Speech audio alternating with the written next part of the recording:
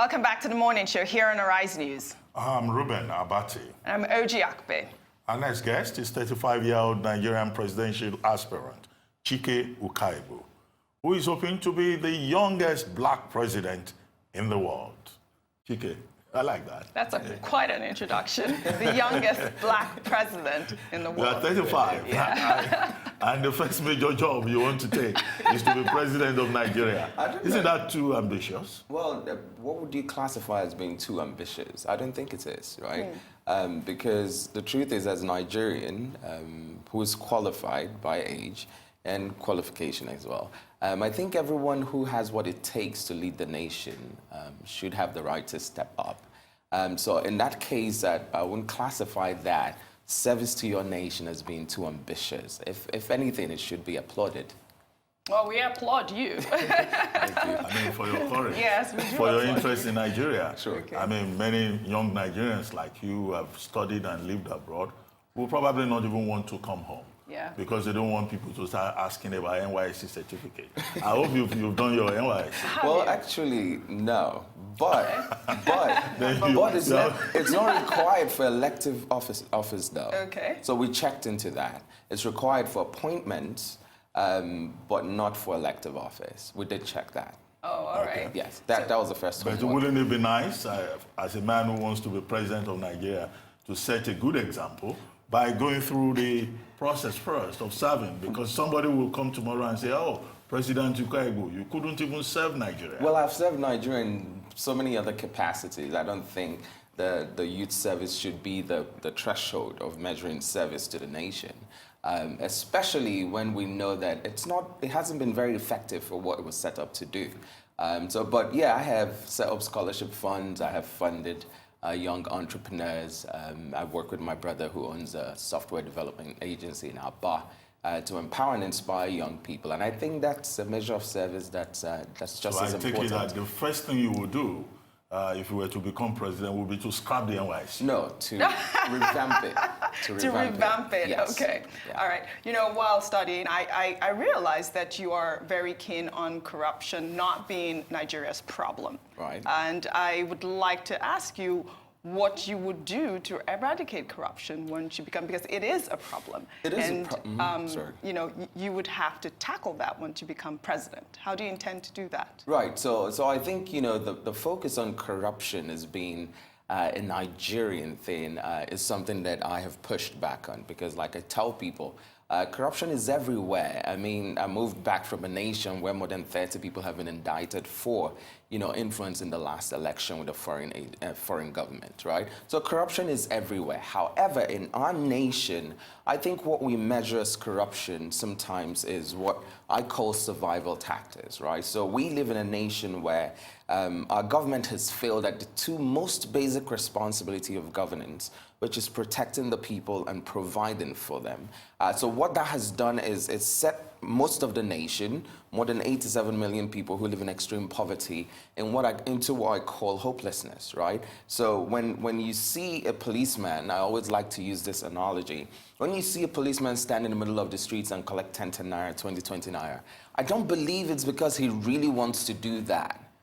It's just that the nation which he serves, which he puts his life on the line every day to protect, has failed to provide for him, right? He has mouth at home to feed, which is what he needs to do. So you get it wherever you need to get it to make sure that that happens. So what we call corruption, I believe if we start to tackle some of these basic issues, if we make our people believe in a government that takes care of them, that thinks about them, a government that puts nation first before selfish interests. Some of the things we classify as corruption, I think, will start to curb. In addition, of course, to strengthen security, judicial, using technology to curb some of these bottlenecks that sort of facilitate corruption. Well, you have just defined corruption to me, because that's all I have heard you say. My question again is, how do you intend to tackle corruption? Awesome. So that first and foremost, we have to focus on human capital development. Like when I talk about making a nation believe in its government, right? So our 4-point solution I call it is, one, we have to feed the people. There's no reason why 87 million people should go to bed hungry, live under the poverty line, right? So feed the people does a lot of things for us. One, it helps us start to build a national data system to understand where people are, who our people are, as well as be able to provide the social infrastructure to cater for them, right? It also helps us lift people out of poverty. Poverty alleviation is extremely important. Then we invest in our well-being. And when I talk about our well-being, quality of life includes the education, the healthcare, the security, the infrastructure, environment, gender equality and equity, right? Some of these things are the things that enable us now to focus on building out our economy and building out, secure systems that now support other sectors like tourism or entertainment and sports and all of that. Then we invest in ideas, right? You cannot take a hungry man and ask him to think about going to space or think about, launching a business when he's still trying to put food on the table. Okay. So investing in our ideas is where we encourage entrepreneurship. And this becomes stronger when, our well-being is sort of taken care of, right? So embedding entrepreneurship into our educational system to ensure that when our young people graduate, whether it's from secondary school or from college, that they're equipped to create jobs, instead of just creating people who go to beg for jobs. And that's why we have 30 million unemployed and over 10 million young students who are disconnected, so out of school and out of work. And then the last one is invest in our future, right? I always use this analogy. The rest of the world is preparing for the fourth industrial revolution, and we're yet to catch up with the first one, right? STEAM, pretty much basic. STEAM, electricity and scientific research. Then you have the digital economy, which we're currently in, and then, of course, artificial intelligence and blockchain and IoT and all that. So it's important that we start to think about the future, not about taking care of the past and what has been, stolen from us in the past, but the past, the present, as well as the future.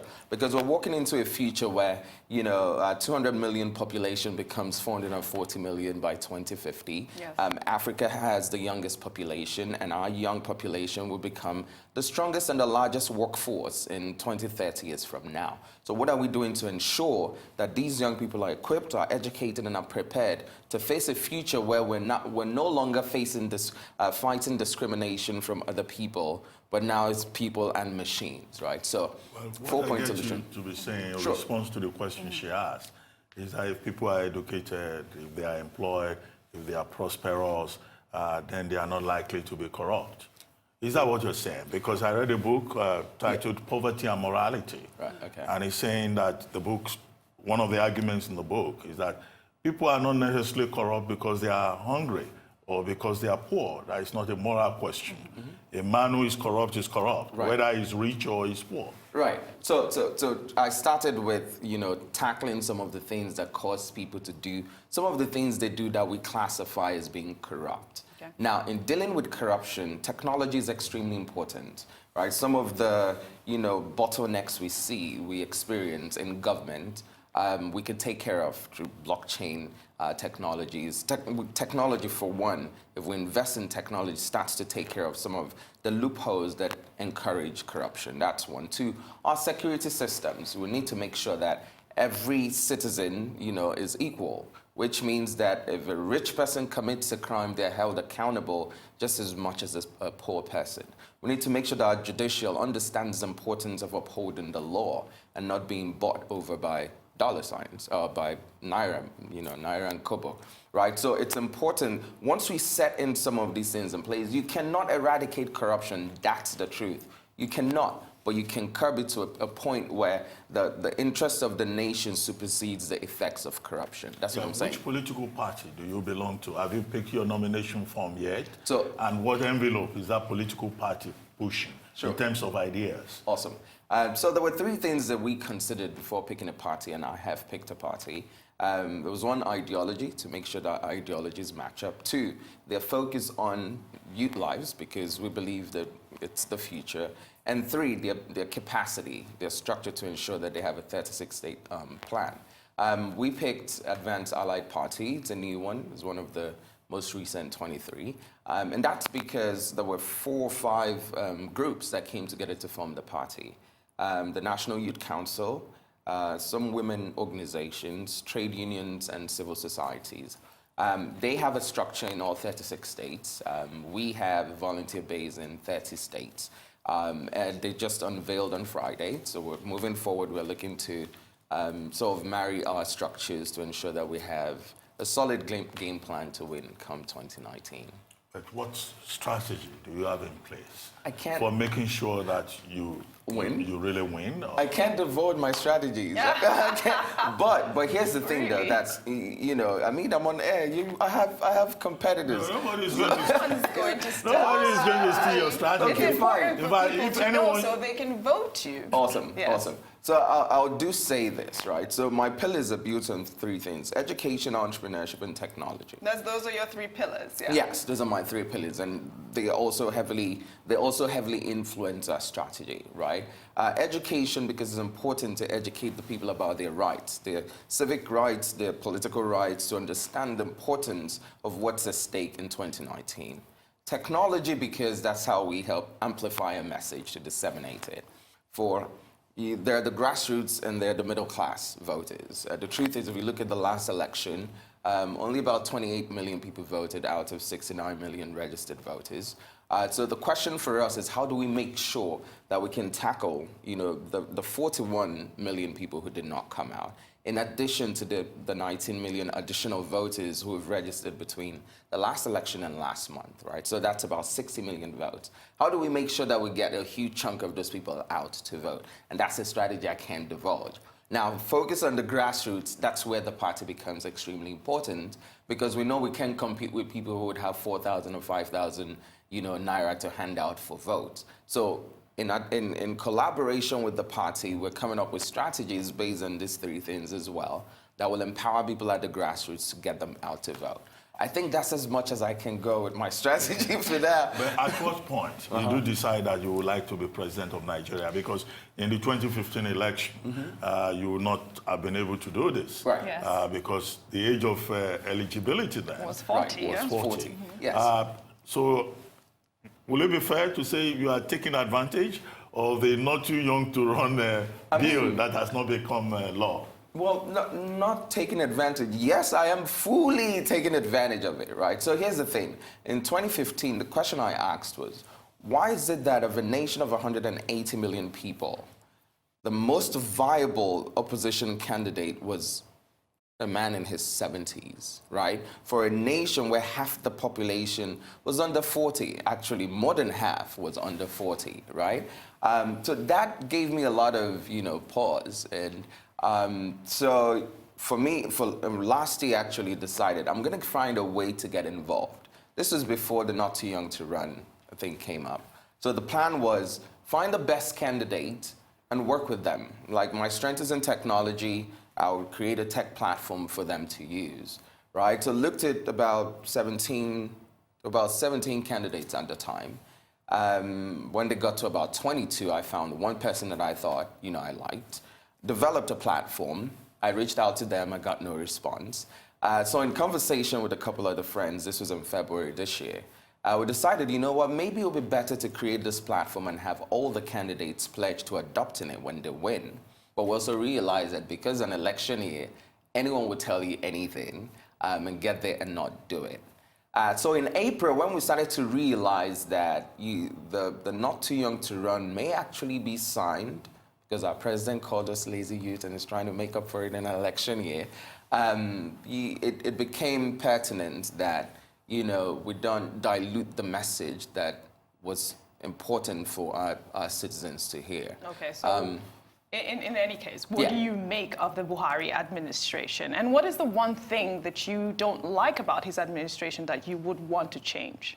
So what do I make of the administration? I think the last 3 years have actually proven that you do not hand the futures of young people to the older generation. Their role in society should be elder statesmen, in my opinion. Okay. Yes, because 30, 40, hopefully 50 years from now, I'll still be here paying the price of the decisions made today by people who will not be here, right? So that's one. Coupled with the fact that this is the second time, for the current president to lead the nation, and the last 3 years they've borrowed more money. They've borrowed more than twice. Well, No, it was 10 billion debt when he came in. Right now, it's at $22 billion, right? Okay. So that's for infrastructure that I'm yet to see. We've not seen any real impact on these loans on our lives, right? And then you start to wonder, if you look at countries like Zambia and Ethiopia and Tanzania, you know, that are literally being owned by China today because they defaulted on their loans, you start to wonder what future I'm walking into as a young man in my nation, right? So if you ask me what's wrong, I try not to focus on negatives. I try to say, my tagline is Amazing Nigeria, right? And in order for us to get there, it's important for us to sit down and evaluate where we are, where we want to be, and how we get there. And this administration is not poised to take us there. Well, Nigerians value experience a lot. We've had persons on this program who will say, yes, it's good to have a not too young to run act or law, you know, but these young people, do they have the relevant experience? What experience are you bringing to the table? I know you've been a math teacher in a school in the US and all that. Just that? No, of course not. Let me correct something about the whole experience narrative first, and then I'll go back to why I believe I'm qualified. So Nigeria is a nation of 58 years, right? Which is considered a young democracy. You make your mistakes here and there. But then you start to wonder, when you have the same people, you know, recycling themselves. The truth is, like I said, this is actually the second time we've had a military dictator come back as a civilian, right? You start to ask yourself, 20 years is enough time for us to do trial and error before we start to figure something out. So experience has not done us any good. The great thing about not having the sort of experience that we have right now is you come with fresher perspectives, you come with different perspectives. Especially having lived outside, you understand a whole different perspective to quality of life. That you start to understand that power should not be a luxurious, you know, whatever for people. It's a necessity. Good water, healthcare, those are human rights, not, you know, luxuries. You know, not everyone can jump on a plane and go to England for healthcare, right? And in fact, the fact that our president does that is an indictment to our healthcare situation in the nation. Now, talking about experience, if we look at education, so my background is in biomedical engineering, so I understand STEM, science, tech, education, engineering, and math. I was a Colin Powell Fellow in Public Policy and Leadership, which allowed me to research and understand youth disconnection. And when we talk about Nigeria having the largest population of disconnected youth, my experience from that becomes very relevant. I went on to Cornell to study executive management and leadership. Took MBA courses at UPenn, even though I didn't complete that. So I have the business administration perspective. Education, and not then experience. I'll come back to the experience. And then went on to Stanford for an executive certificate in venture capital and investments. The reason why this is important is the first venture I set up was a nonprofit called Relife, focused on disconnected and at-risk youth, and using tech, education, and entrepreneurship to empower them. And where was this set up? This was in the US. Not right? in Nigeria? No. Okay. So in 2014, though, I came back home and I set up a scholarship fund, focused on the same thing, provided academic scholarships and seed capital for young entrepreneurs here. My brother, like I talked about, has a tech outfit in Aba, and we've been working together on that. In fact, prior to this ambition, the goal was to set up Startup 52 Nigeria, which I'll describe. So all of that, all of the education that I got was channeled into human capital development, right? So beyond real life, I set up the first diversity-focused tech accelerator in New York City called Startup 52. And our goal was to create better access to resources, to capital, to a network for founders from what we call untapped communities. And if you look at Nigeria, every single sector in our nation is literally what I would classify as untapped. So it's relevant experience in developing young people, in equipping young people with what they need to become self-sufficient, provide for their community, and improve the economy as a whole. So experience-wise, I believe I have the right experience to do that. That's one. Two, I can connect with young people because the truth is, as much as people talk about how long I've lived in the US, I spent the first 19 years of my life here, all the way from nursery to 2 years at University of Lagos. So whether it's pidgin English, I can speak it. Whether it's Igbo, I can speak it very well. In fact, I did an Igbo interview with BBC Igbo. So don't mind the packaging. That's what they say, right? Don't mind the packaging. I feel Don't flow, worry. Sha. In 2015, even President Buhari was packaged. Well, no. But you see, there's. No, I was gonna say something, but maybe I shouldn't. You should. Go ahead. No, packagings are different, right? You know, you look at two different packages and you understand what you get. And well, let's just leave that before I get in trouble. How are you funding this? I mean, elections are very important. Yes. And to be president, I mean, you need loads of money. Yeah. Even if the relevant laws on campaign finance are very specific. How are you funding this? Not too young to run, but too broke to run. Well, so I think this is where, you know, my experience, you know, funding startups or, you know, connecting them to investors come into play. We're crowdfunding, you know, our resources. So would I try to do that? You went for crowdfunding. Yeah, I know that. I know that. That could be a riskier route. It is. It is. But what this has done also is the more you put your ideologies out, the more people see how sound you are, then you start to attract the right people who decide to help, whether it's in kind or resources wise, and that's what's happening now. So yes, we're very excited about, you know, what it's coming as we start to unfold some of our strategies and stuff. So all right, so looking earlier forward to you it. talked about our huge debt profile and how the current administration has mortgaged our lives. How do you intend to take care of that when you become president? So, I mean, we could go back to 2005 when Ngozi Okonjo-Iweala helped to renegotiate our debt and sort of got us out of that under former President Obasanjo. The truth is, loans are important, right? In fact, for where we are and where we hope to be, loans will be taken without a doubt. But it's important to understand ways to negotiate those things, right? So how do we, for the lack of a better analogy, use trade and barter to sort of alleviate some of these pains, right? We have arable land. There's so many resources we have that we believe there are certain nations that need them. How do we work with them so that, one, for instance, let's take a country like Malaysia. They needs palm nuts, which I think they do have excess right now. They decide, hey, you have arable land. We want to plant and, you know, grow nuts for ourselves. We're fine. We give you land. We tax whatever you produce. You invest in the community. And that way, it's like a trade and barter stuff, right? So there are different ways to steer or spur the economy without putting us into more debt. The important thing about loans, though, however, is making sure that they're used for what they're taking, right? I think that's the problem. So we have about $12 billion borrowed in the last 3 years, and there's nothing we can show for it. Besides, you know, people with selfish goals or selfish ambitions or whatever. So the question is, how do we strengthen our economy to become more of an export economy, to create alternative alternative pathways to generating revenue that helps us to start to offset some of these loans? It will take a while, but I tell people, with the condition we're in, where only about 45% of the nation actually has access to power, and we're the largest economy in Africa. If we do fix stuff in our nation, imagine where we will be in the world. And there are so many ways we diversify, you know, revenue to help us spur the economy. So I'm looking forward to doing that.